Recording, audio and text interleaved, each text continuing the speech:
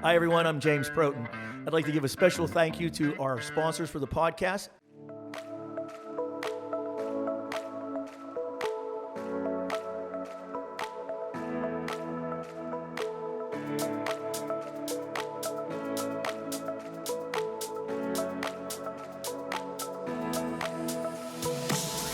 Good morning, everyone, and welcome to the podcast. Our guest today for episode number 35, which is a big one, as Nick pointed out, a big one, and they're all big, is Spencer Lynn.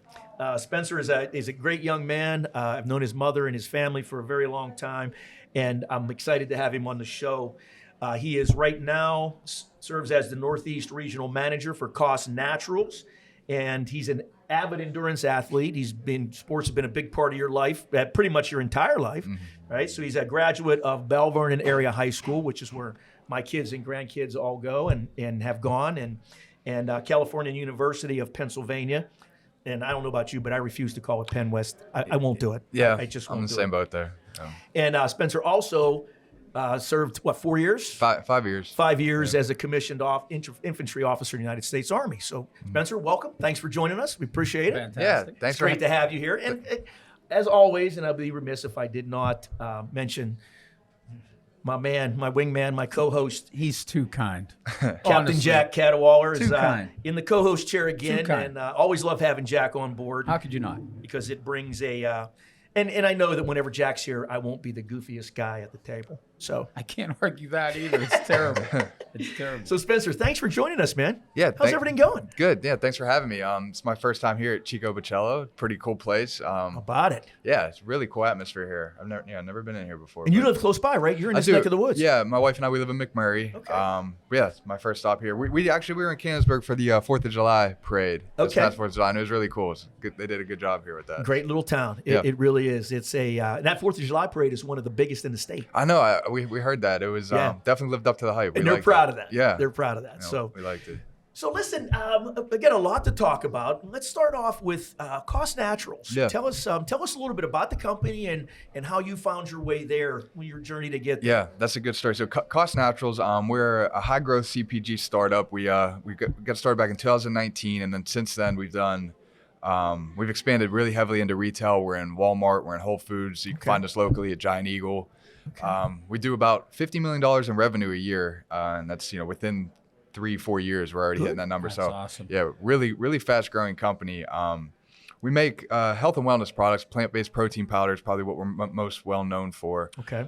We do have some other health and wellness products as well.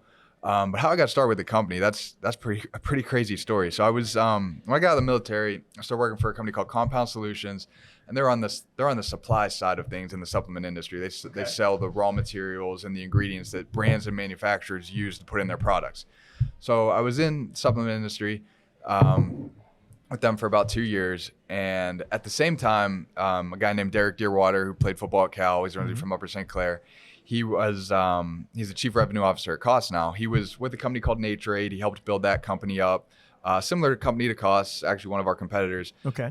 Helped build up Naturade. They sold off to a larger CPG conglomerate. Did pretty well. And then Derek brought his talents and connections and networking all over to KOS, and now he's helping build up KOS. Recently, KOS went through a round of Series A funding where they had some investors come in and invest a lot of money with the company, and that allowed Derek to build out his sales team, his national sales team with KOS. So he knew I was in the industry. He knew me from us both playing football at Cal. Derek played back in the 80s. He was on the 1984 PSAC championship team. And he would hate if I didn't mention that. But yeah, so he was got this funding to build out his sales team at KOS, and knew me from Cal, knew I was in the industry. Reached out to me, made me an offer that I couldn't refuse to leave my previous company and come be his Northeast Regional Manager. So good for you. Been with KOS for about 6 months now, and I do love it. You're loving it. Yeah, Nice. it's growing fast, really fast paced. So working for like a startup like this, a relatively young company, it's always go. New things are happening every day. It's kind of putting out a lot of different fires at one time, but it's no day is ever the same and no day is boring. So Very Now, cool. how many supplements do you guys have? Do you have the weight? You have protein? Yeah, the protein is definitely our most well known. We have several different flavors and several different sizes of just our protein. And we have our greens and reds products. We have a pre-workout product. And I would say maybe about 8 just single ingredient like superfood products. Like we have just a coconut powder, we have a beet powder, spirulina powder, inulin powder that just come in tubs, and people can add them to their smoothies, they can add them to their shakes, and they're just those single ingredients. So I said all in all, we have about 20 products total. Okay. Yeah, but definitely most well known for the protein powder. We have some unique flavors. We have a blueberry muffin flavor that's really good. We're actually in New York City last week meeting with a flavor house developing some really new unique flavors. We have like a cinnamon toast crunch cereal flavor on the way. Cool. Yeah, we have like we tried a glazed donut flavor, so we were out sampling all these different flavors, and they were pretty good. So be on the lookout for those coming soon. So. Well, yeah, because glazed donuts, I mean, that's healthy, right? Well, that's the thing. Is 1,000%. Right, we're just trying to trick you into thinking you're eating the real thing when you're taking our protein powder. So they would be excellent, I bet, with a scoop of ice cream in them too. Well, yeah, but then you're defeating the purpose of the protein. Calories, bulking season, right? Winter's coming, bulking season. That's neither here nor there. You don't want to be so healthy. Yeah, you've got to. You know, and one of the things that whenever you know, they tell you, the doctors will tell you that you have to change your diet. They might as well just say, just remove all flavor from you. I'm very pro cheat day. Everything that, like, you know, that you're not supposed to eat is the stuff that tastes good. Yeah. You know, but so you actually live this lifestyle. You're an avid endurance sport guy, and you do a lot of running and hiking and things like that. Is running your main, cycling? Yeah, I would say running, just because being in the Army for 5 years, you get obviously a ton of running. That's probably the thing that I'm best at, the most comfortable with. But I mean, I did. Back in 2020, I did an Ironman triathlon. So nice. Yeah, so that's a 2.4 mile swim, 112 mile bike ride, 26.2 mile run. Local? I did it in Florida, which is just absolutely insane. Yeah, to do all those things, I agree. Even to do them individually is ridiculous. But you have 17 hours to accomplish all that. Yeah. So yeah, I was always comfortable running just from being in the Army for so long. And the biking, I mean, cycling is relatively easy. You learn how to ride a bike when you're 5 years old. Just don't forget, right? So cycling was easy too, but the swim for me was the hard part. Especially ocean. Yeah, it was in the ocean. Swim. It was in the ocean. 2.4 miles in the ocean. Which you have the mental aspect of that to overcome. You're literally swimming out 1.2 miles and then swimming out 1.2 miles back. And that day, I mean, it was relatively choppy. You know, you had to get through the breakers to get out there. And then even once you're out there, especially when you're a mile offshore, you're in these swells, right? So when you're in the bottom of a swell like that and you're swimming, you can't see the shore. You can't. You're literally in like the bottom of like a bowl of water, and you're looking up, and you're surrounded by water, like 360. And it's a little freaky. Yeah, it's a little freaky. Yeah. And I did see a shark swimming underneath us. Now, you know, thankfully there's 1,000 other people in this big Ironman race, right? So if that shark would have chose me, it kind of just would have been my time at that point. But but there was, you know, definitely saw a shark swimming maybe 20, 30 feet below the group. But yeah, the swim part to me was insane. And then, so those are just the mental parts of the swim. The physical parts of the swim, 6 months before that Ironman, I could not swim freestyle in a pool more than 2 laps without stopping. Really? So I could breaststroke all day, but breaststroke's kind of slow. It's inefficient. Yeah. So I was like, I knew I had to learn how to freestyle swim. But yeah, 6 months before the race, I could not freestyle swim more than 2 laps. That's amazing. I know. I taught myself off of YouTube, basically, how to do it. Yeah, which is, you know, how everybody does everything. That's how everything's done. Yeah. So the swim for me was the hard part. Running was definitely the easy part. I kind of knew my whole mantra that day was like, well, just make it out of the water, and I will literally crawl the remaining 138 miles if I have to. As long as I make it out of the water that day, I'll finish. I'll finish somehow. You'll finish somehow. Yeah. That's awesome. Great. So when you went to the military, where were you stationed? I was in Fort Benning, Georgia for most of my training, and then I was stationed in Schofield Barracks, Hawaii, so on the island of Oahu in Hawaii. Tough dude. And you didn't freestyle swim in the ocean? I was training from Ironman while I was like towards the end of my military career, so some of that training was actually in the ocean out in Hawaii. Tough location in that it was far away from home, but obviously I'm in paradise, so I can't really complain that much. That was a great opportunity. I did a ton of hiking out there. I think I hiked every trail on Oahu. Nice. Made it to the Big Island. Also made it to Maui. So I got to see a lot of the islands. Did you go to the observatory? Yeah, on the Big Island. Yeah. Yep. We hiked. Yeah, my platoon. We hiked up there, up Mauna Kea, and it was like, I think it's almost 14,000 feet. You go through the clouds. Yeah. It's almost 14,000 feet, and it's crazy. The elevation, dealing with hiking through elevation was something I never really experienced before. We got up above 10,000 feet where like the tree line stops, and we would go like 100 yards and we'd all be like gasping for breath, like looking around at each other. I mean, we're, you know, military guys, Army guys, we're in shape. And we would get up at that elevation and we're like, had to stop every 100 yards to catch our breath just because, exerting ourselves at elevation like that was insane. Yeah. So now you're a football guy. You grew up playing football, played at Belle Vernon, just got inducted into the Hall of Fame. Congratulations. That's pretty cool. Thank you guys. Played at Cal. Yeah. So how do you equate your military experience, and the physicality of that with playing even college football? Well, I would say growing up playing sports, definitely a lot of that applies to the military. Not just from a physicality standpoint, but from a mental standpoint too, being coachable, learning how to work as a member of a team, holding yourself to a standard. And then obviously the physicality part of it too, just, being involved in sports, being in shape, being used to taking a beating, playing football my whole life. That definitely helped a lot in the military.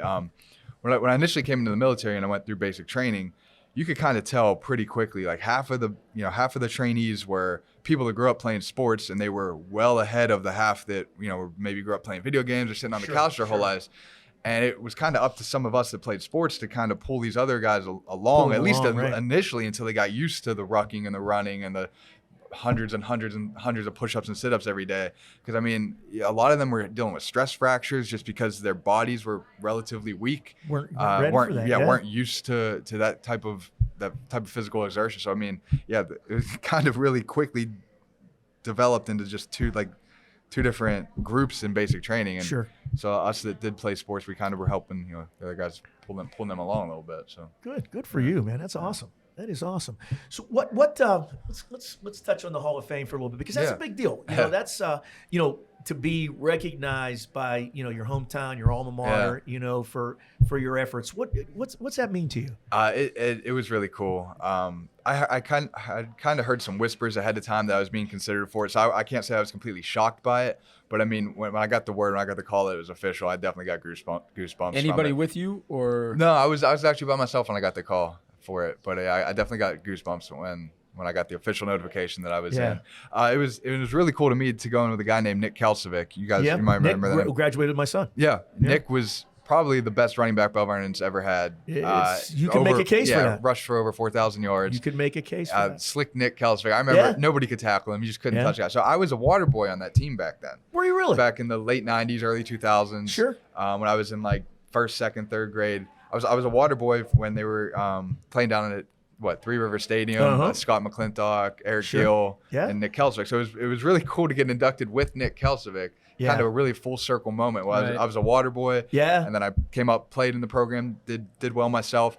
And my senior year, Nick was actually a coach as well too. Okay. So it was just a really full circle moment. Awesome. Yeah, good stuff.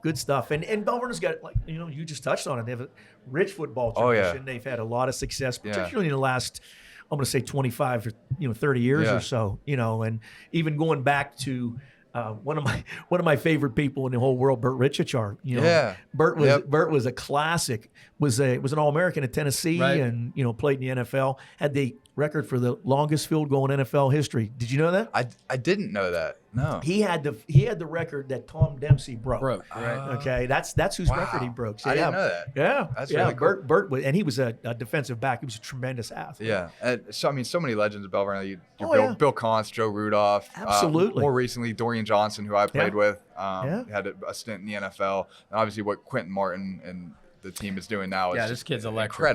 Incredible. Quentin is and he's an awesome young man. As good as he is on the field, he's even better off. That's so important. Yeah. And we haven't had not only Belle Vernon, but the Mon Valley hasn't had an athlete like that to have that kind of a national impact in a long time, if ever. Daryl Harding, maybe in memory. Yeah, maybe Harding at Charleroi, but this kid's electric. He's unbelievable. And what blows my mind is he just turned 16 years old. Yeah, not that long ago, less than a month ago. Yeah, And if he walked in here right now, we would think there's a 30-year-old guy right there. He's just a beast, a freak of nature. He's mature, and he's not done growing. He's not done maturing, and he's, his story is just phenomenal. And so. Your mom, Gina, who was the executive director of the Greater Ross Draver Chamber of Commerce when I was the president of the Mon Valley Regional Chamber of Commerce. Know her well, did a lot of things together. What did you pull from your mom, other than the normal mom stuff? But as far as Tell me something that you can relate to, a lesson from her that helps you right now in your business life. She was so good at making connections and networking with people. I think we would joke with her. My brother and I would joke with her all the time that she was like the mayor of Belle Vernon. She knows everybody in the Mon Valley. Sure. So sounds familiar. Yeah, for sure. And then also, she's and still to this day, and I'm sure she always will be, she's so prideful in local small businesses, and your local hometown matters, and that's something that I take with me too. Good. Yeah, that's huge. Yeah, that's is. Huge. Yeah, but I mean, the number one thing is just networking and connections, and just how to talk to people and how to treat people, and but also keeping it focused in your local hometown too. Right. Local's huge. Local is huge, and that's why this is a perfect example of that. When I started going and spending time in coffee shops, and largely because it's such an easy place to work, right? So when I travel and I'm out of town, I'll Google wherever I'm going, local coffee shops, and I'll go, and that's the best way to find out about a community. If you're going to a new city, a new community, because you'll learn everything. You want to know anything about Canonsburg? Come in here and hang out. You'll learn everything that you possibly could want to know. It's probably if you want to learn the good stories, go to the coffee shop. If you want to learn the bad stories, go to the bars. That's very true. Now you're just painting alcohol in a bad light here. Come on. So no, that's awesome. By the way, how's your brother doing? How's Parker? He's doing great. He's the assistant baseball coach at St. Vincent. He's also director of athletic facilities up there. So I'm sure him and Riley have crossed paths. I'm sure. I'm certain. Yeah. But he loves it. I mean, he's doing literally what his dream job would be, is to coach baseball. I'm sure at some point he'll want to be a head coach somewhere someday at the college level. But yeah, right now, I mean, I don't think he could have a better job in his. Good for him. That's what he's always wanted to do. Oh, absolutely. It's just like you. And honestly, you got to get up there to St. Vincent and watch a game. I mean, being a former left linebacker, stuff Riley's doing up there is just awesome. He's doing really well for himself. Yeah, so getting some playing time as a freshman, which is huge at the college level. And do you have opportunity to kind of find yourself in a mentorship role with any current players or athletes, or in the last few years, if not?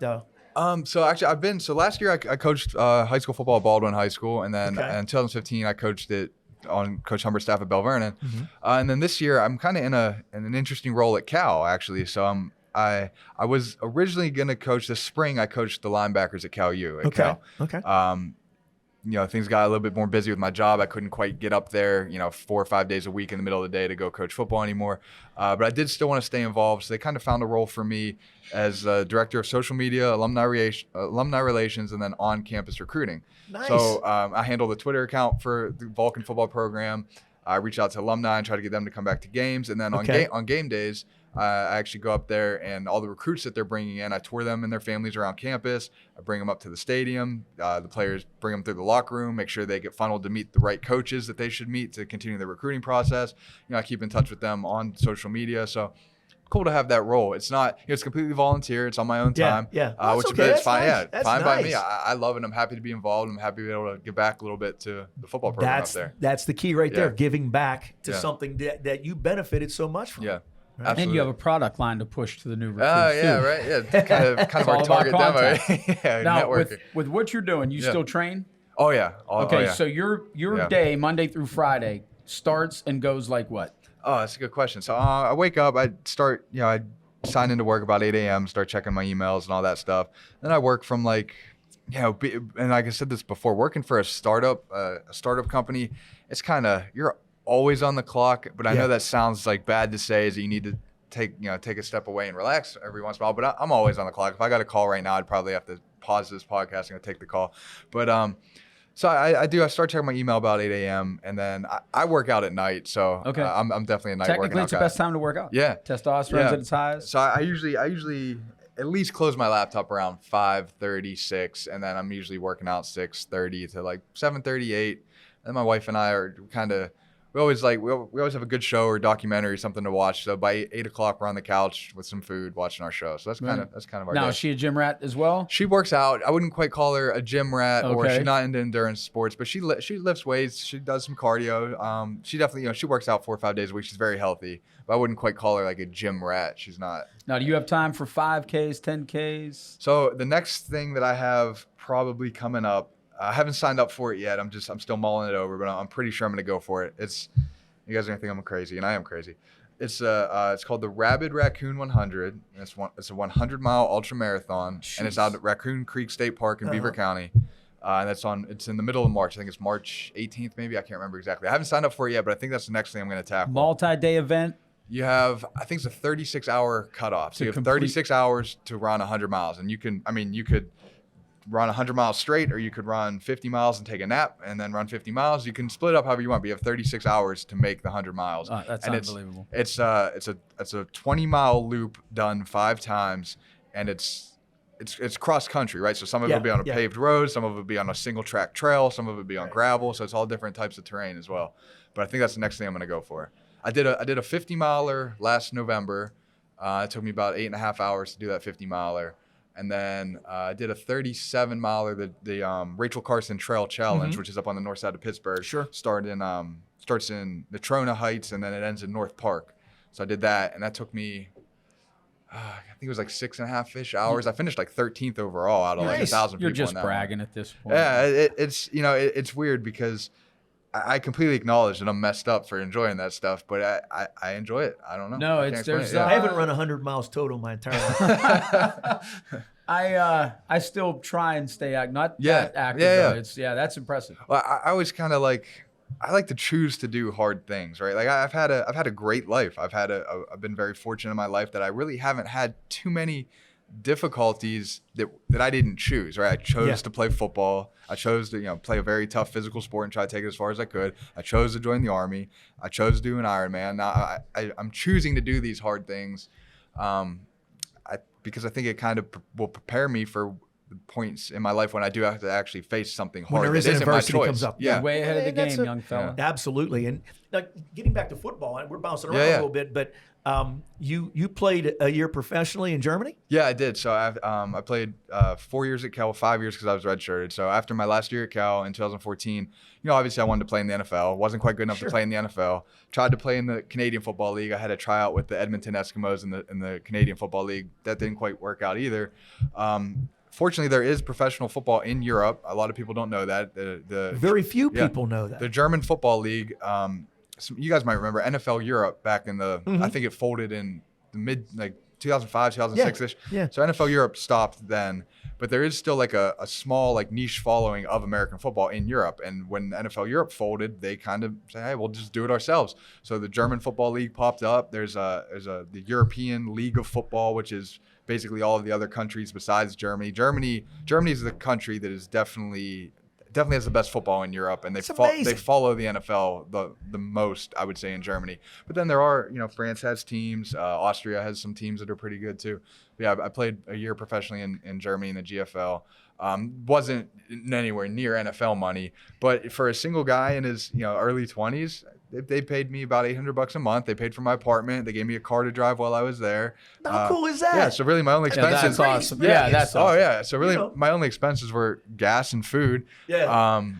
So it was a great experience. I got to live in Germany for 6 months. I traveled all around Europe. It took 2 weeks to backpack, so I took 2 weeks, went off my own backpack all through Europe in 2 weeks. I made it 14 different countries in 2 weeks. Nice. I was sleeping on trains, sleeping at train stations, hopping on a train in the morning, or hopping on a train at night, getting to a new city in the morning, going exploring that city the whole day on foot, and then get back to the train station at night, hop on a train, sleep over the night, and then next morning you're in a new city. So it was great. Yeah. Now you look at the NBA with Europe and how you're seeing a little infusion now. I mean, it happens. It's been happening gradually, but now you do have this infusion of European players coming through, and basketball is just huge over there. Now, you having been over there and played football over there, we haven't started to see that movement yet. There are a couple in the NFL, but yeah, it's definitely few and far in between. I think guys like Marcus Hunt that used to play for the Colts was a German. There are a couple. I just can't think of the names off the top of my head. I do think that within the next 10 to 15 years, there will be an NFL team in Europe somewhere, whether that be London or maybe Berlin. There will be an NFL team fully in Europe.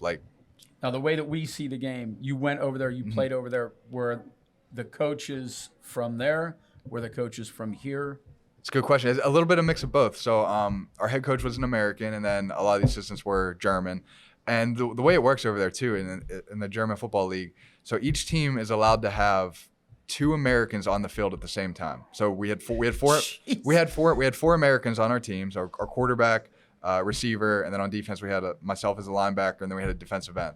So those were our 4 Any Americans. other PA guys over there with you? No. Okay. But those are our 4 Americans. So they do that, and they do that to keep it fair, right? Otherwise, the team with the most money would just go hire 22 Americans and dominate the league. And Right, it would kind of lose that homegrown feel that they have over there. Right. So they have, 4 Americans per team, and then the rest of the guys can be made up from anywhere. So we had Canadians, we had guys from Italy, we had guys from Austria, Germany, obviously a lot of Germans. So yeah, it was a really unique experience. And the thing fortunate for me, just about everybody over there that's educated beyond the high school level speaks English pretty well. Right. But we had one guy on our team who actually went to high school in the United States, played high school football in the United States on like a exchange student program. He spoke English so well. When I first met him, for the first 2 weeks I knew him, I thought he was an American. That's how good his English was. Right. So that's fortunate for me is I didn't have to learn much German. Right. Ich spreche ein kleiner Deutsch, nicht sehr gut, means I speak a little German, not very well. And that was like my go-to. It's So a go-to. followed by sprechen Sie English, meaning do you speak English? So right. That's a difficult language to begin with. I mean, it's hard to even talk. Yeah. It's it hurts. I haven't mastered English yet. I'm not even trying. Yeah, let's a little too much honesty. what are you gonna do? Because from there it just goes off. I know. We don't go any But further. do they coach? Obviously, if you have American coaching, you have American players.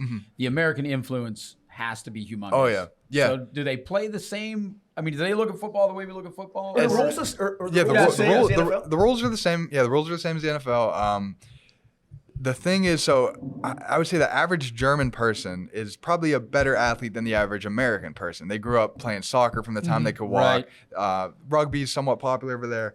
So, I mean, they play sports their whole lives. And even into middle age, they're always still soccer clubs. Very active their whole lives. What was missing, though, was like the physicality and the tactical understanding of football that you can really only get by growing up playing football in the United States. They didn't really like to hit that hard like they do here, especially at the college level. So that was a huge advantage of mine, was that I, just no fear of being physical on a football field. And that's something you can only learn from growing up in America, playing football here in America. Sure. And the coaches, they would rely, pretty heavily on the American imports. Right. They would rely pretty heavily on the American imports to help coach coach the German guys up that maybe just started playing football recently. And all the coaching was done in English as well. If there was somebody on the team that didn't speak English well, somebody would just translate. Yeah. But yeah, really amazing experience. Okay, just trivial. Your best play from over there.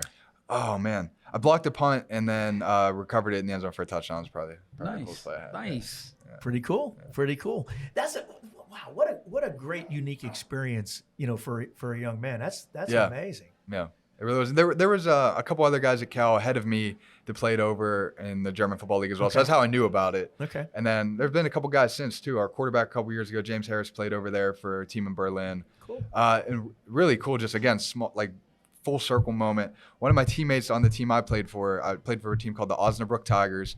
One of my teammates, Tim, he went on to play for a different team a little bit later on when James was playing for the Berlin Rebels. And James and Tim was a defensive back. They played against each other. Oh, nice. Tim came over. So after I got back to the United States, Tim came over a couple months later to visit me. I took him to a Steeler game, took him to a Cal game, took him to a Vernon game even. He loved it. But he met James at Cal. So then fast forward a couple years later when James was playing over for Berlin, Tim and James played against each other. Right. And they took a picture after the game and sent it to me. And I just thought it was That's the coolest awesome. thing. Yeah. That is awesome. So how did football end for you over there? So our last game, just a regular season game. We finished 8-2. We did pretty well, but we just missed out on making the playoffs.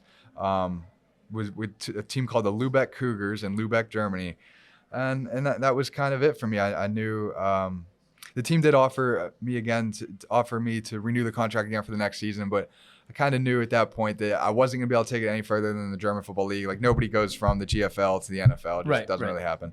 So yeah, I kind of knew that at that point I wanted to move on, do some other things with my life. The military, I kind of knew that I wanted to go ahead and join the military. Yeah, it didn't really have like a, I don't know, like no crescendo. no crescendo. Right. Yeah, it just kind of ended, Right. Yeah.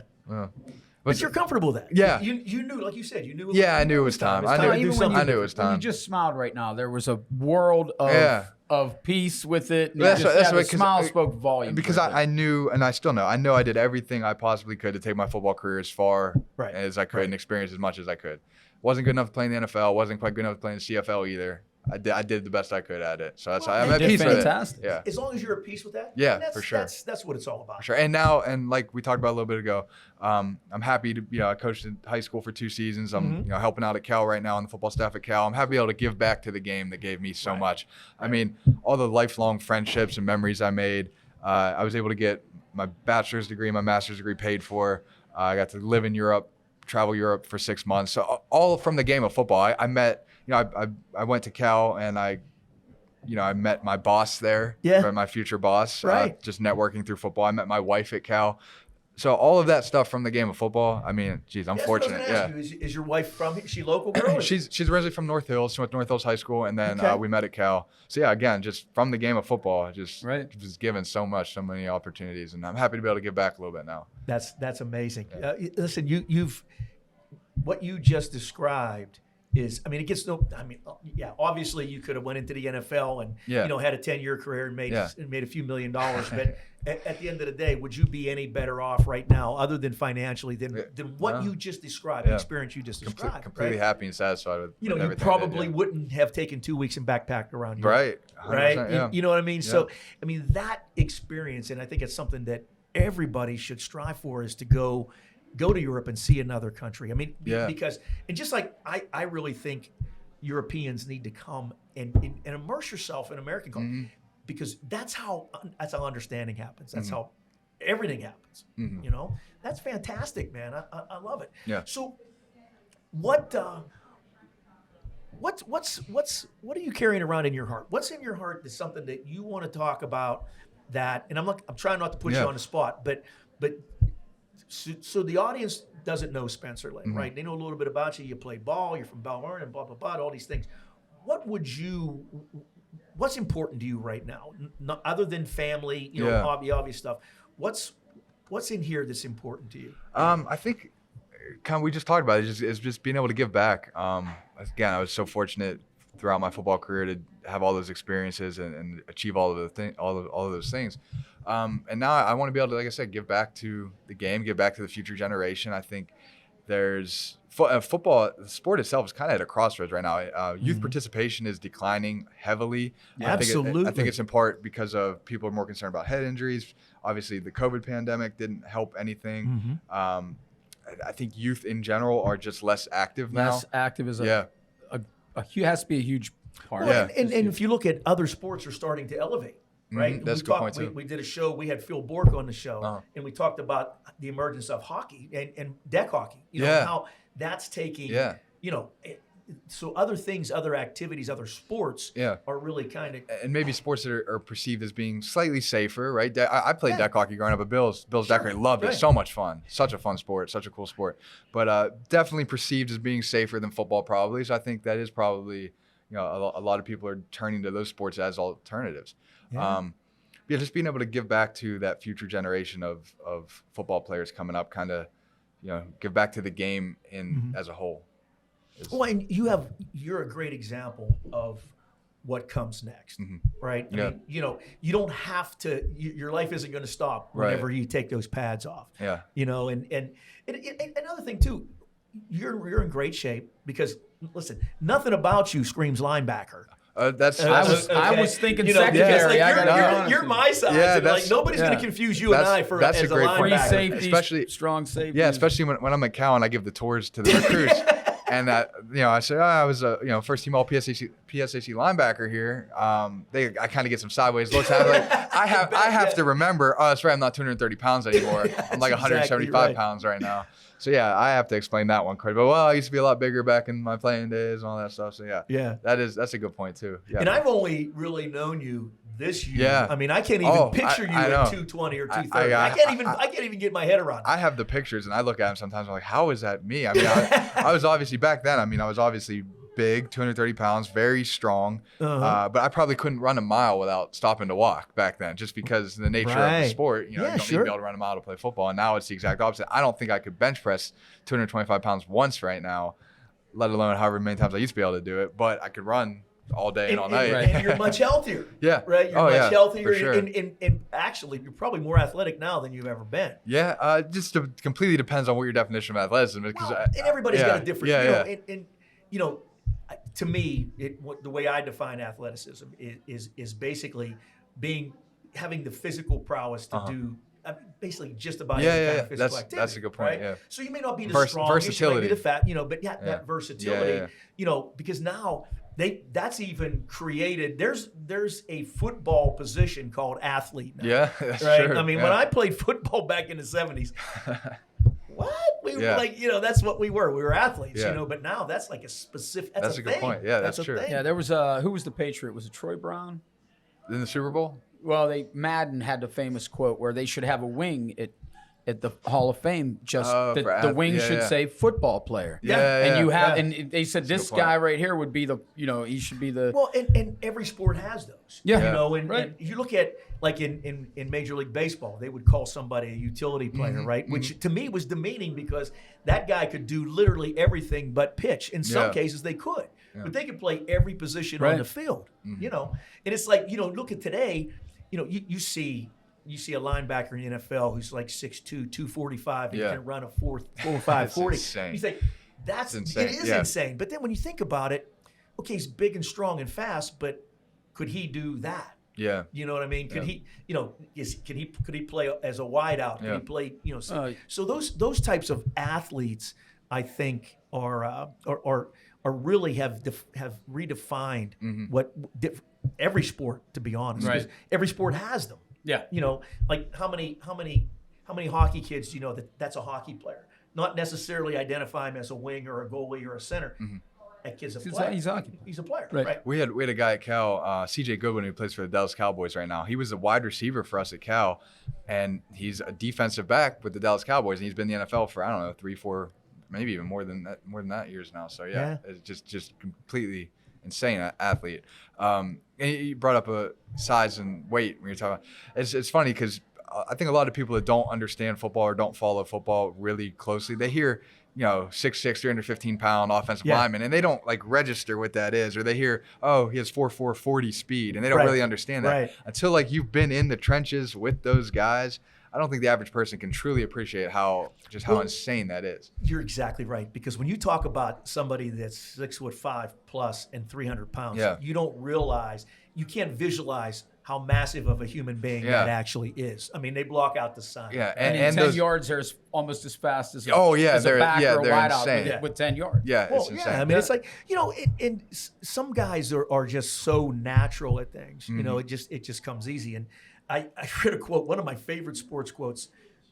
Back in the day, Pete Rose was playing, and he was hurt in spring training. Didn't participate in spring training at all.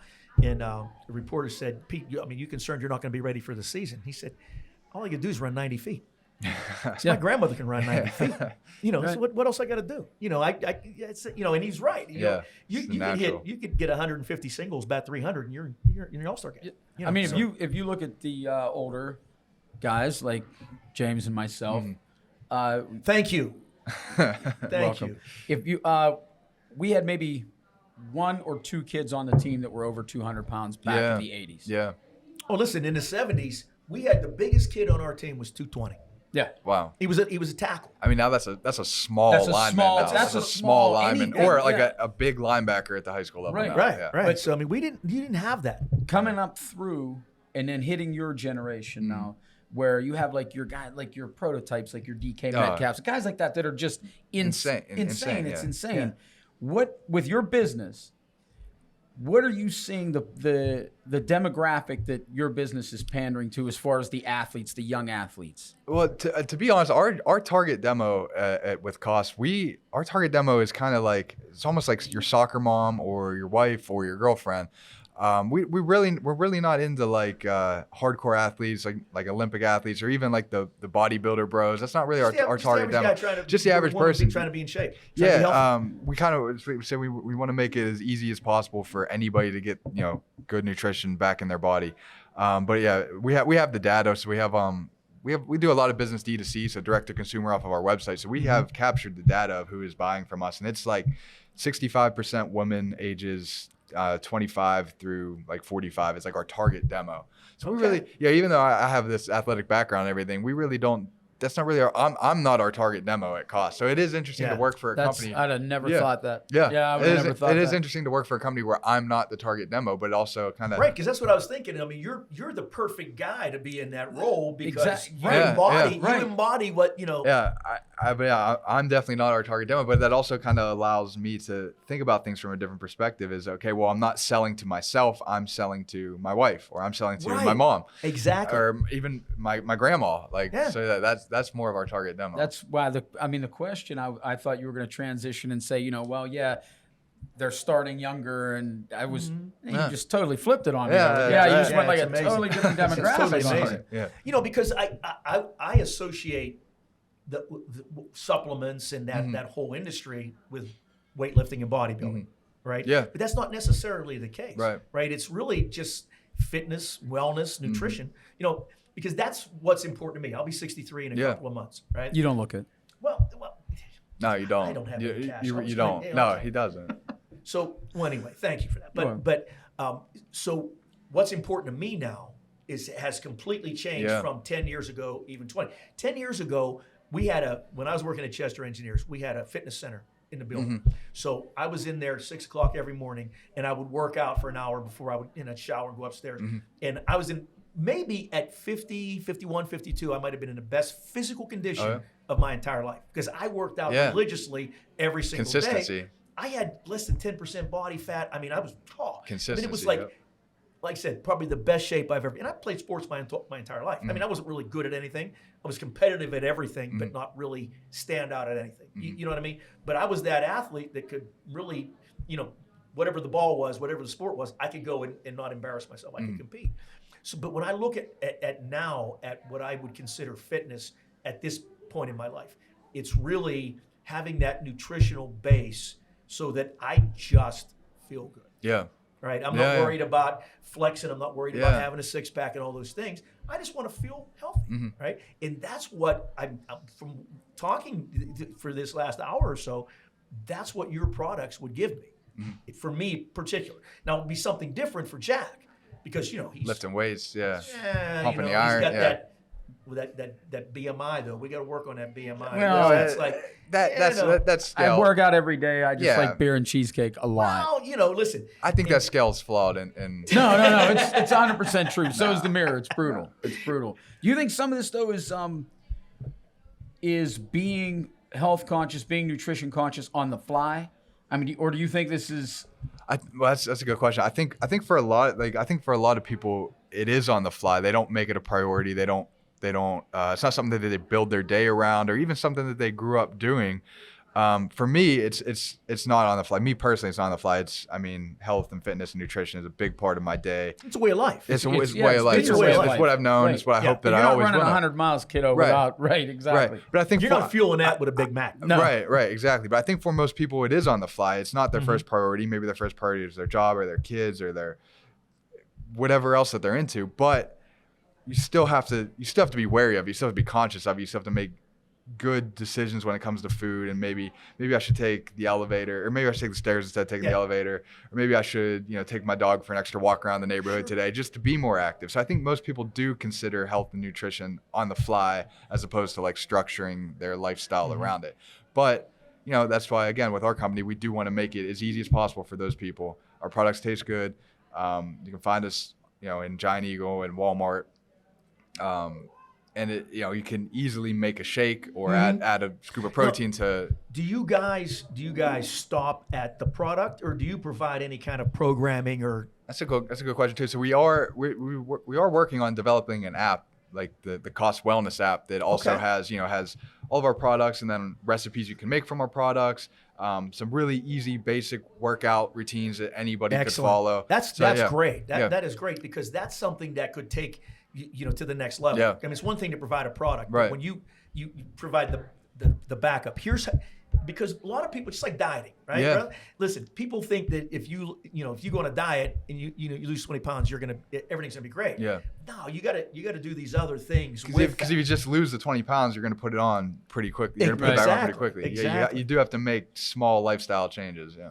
Well, that's very cool. But to become like a one-stop shop like that, where people can just plug in, they buy your product, they plug in. Have a QR code on the labels. So Yeah, you yeah, can download you the just- app. you plug in, they say, okay, X amount of grams in the morning, Yeah. then I'm going to do this Yeah. routine, then I'm going to do this, and here's Tuesday, and Yeah. here's Wednesday, and here's Thursday. Yeah, that's You're building a community too at that point instead Right. of just Right. building. You're Right. not building a customer or consumer. You're building a community. and So, unfortunately, because community brings those customers back. Uh-huh. right, Customer could be is one thing. That's a visitor, Yeah. right? Community makes that family. Yeah. It brings it back. and let's be honest, for as nutrition and health conscious as the nation is in a sense becoming, it's a little divided. Segment of it is. Segment Yeah, of it a is. segment of it is. But they are lazy in the respect that they're not going to do a lot of the research legwork on their own. Yeah, that's where true. you Good guys point, yeah. come in where you're like, okay, here's the protein, here's what we have. Oh, by the way, here's Mondays, Tuesdays, Yeah. Wednesdays, here's the workout, here's everything, and all they got to do is click. Yeah.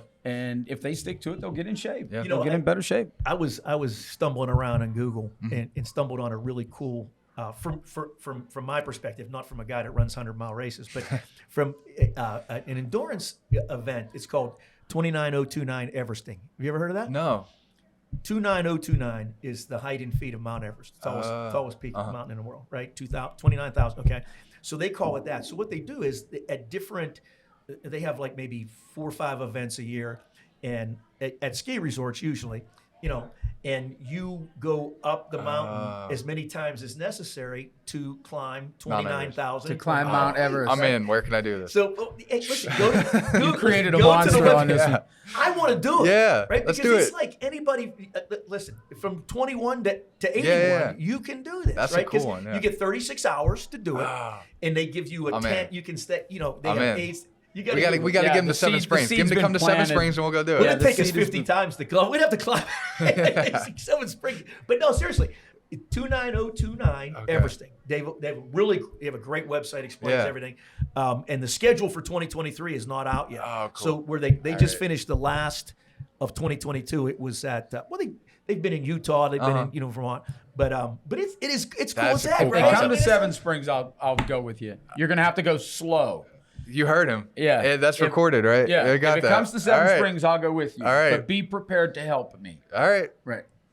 Be prepared. That means be prepared to carry him. I'll drop a couple pounds and make it throw him easy. up You might have to over get his back up to shoulder. that 225. Yeah. Right. I love like the unique type of But endurance events that's like really, that. really, yeah, really that's cool. a cool Check one. it out. Let me yeah. know. I'll be curious to know what you think. For sure. It's I will pretty check cool. that out. Yeah. So, in closing, what's your closing thought? What comes next for Spencer Lynn? What's next? A closing thought. So, yeah, I actually have a quote on my phone. I have pull my phone Okay. out for this because this is a quote that I've always loved and it's always meant a lot to me. I actually have a sleeve tattoo. I have a tattoo all the way up from my shoulder all Who the way did the down. ink, by the way? Plug the ink. It was in Hawaii. 2 thumbs tattoos in Hawaii. Okay. Nice. But yeah, so it starts in my shoulder, and so I keep it covered up. In the business world, you never know. I know the connotations that tattoos can have, but I got it when I was in the Army. But it starts up here, and it's a quote. It's an excerpt from a Teddy Roosevelt speech called "Citizenship in a Republic," and the Very familiar. the with it. Love excerpt it. the excerpt is "Man in the Arena." Okay, one of And- my favorite. It's one- yeah. yeah, great. And I Great. typed it up on my phone. I kind of wanted to just read it Go because ahead, that's yeah. something that's always meant so much to me in my Feel life. free. So this is from Citizenship in a Republic by Teddy Roosevelt. It's not the critic who counts, not the man who points out how the strong man stumbles or where the doer of deeds could have done them better. The credit belongs to the man who is actually in the arena, whose face is marred by dust and sweat and blood, who strives valiantly, who errs, who comes short again and again, because there is no effort without error and shortcoming, but who does actually strive to do the deeds, who knows great enthusiasms, the great devotions, who spends himself in a worthy cause, who at the best knows in the end the triumph of high achievement, and who at the worst, if he fails, at least fails while daring greatly, so that his place shall never be with those cold and timid souls who neither know victory nor defeat. Amen to that one, huh? Love it, brother. Love Yeah. it, man. Good Thank you stuff, for sharing that, because Yeah. that's, anybody who has ever competed in anything, at life, I mean, that's huge. It's easy to sit in the stands and throw criticism at the people that are actually out there doing Absolutely. the thing. Grinding it. Yeah. Absolutely. Well, listen, young man, thank you. You got any closing thoughts? The story on KOS, the name, just real quick. Oh, yeah. I thought that was fantastic. Yeah, so KOS. I'm a trivia, useless trivia guy, but no, this is great. No, so KOS is an island in Greece, and it was the birthplace of Hippocrates, who's considered to be the father of modern day medicine. And Hippocrates is the one who said, "Let food be thy medicine, and let medicine be thy food." Hippocratic oath. Exactly, Hippocratic oath. And that's one of our things at KOS is we want to help people take a more proactive approach to their health and wellness. So, let food be thy medicine. Let food be thy medicine, and medicine be thy food. Yeah. Awesome. Amen. Awesome. Thank you, guys. Awesome. Well, listen, I'm glad that the killer well threw something in there before the end. Thank you for that, Jack. Always a pleasure, my man. I love you. Spence, thank you, man. It's been great, Thanks for having me. I appreciate it. This has been a great show. I've enjoyed talking to you. Awesome. And good luck in the future, and let's move on. And Onward and upward, man. Hold me to Always. the Seven Springs. We're gonna. Hold me to, if it comes to Seven we- Springs, Jamie said he was going to go. We have to reach out to this company and get them to come We gotta get here them for to come that to Seven reason. Springs. Just for that reason. Just for that. I'll Just do for that. I'll do it with That's him. awesome. All right. Nick, would you help Spencer carry Jack up and down the hill? Nah, you 36 hours. That's plenty of time. Plenty of time. That's plenty of time. You can do it. And listen, they baby you too. When you go to the website, you'll see. You will laugh because they give you this these yurts and they have, you can get massage. You can stop and get a massage. He had me at massage. It's like, it's very, very. I'm cool. not trying to set a record here, but massage, I'm in. I'm in. Thanks, fellas. Good stuff. All right.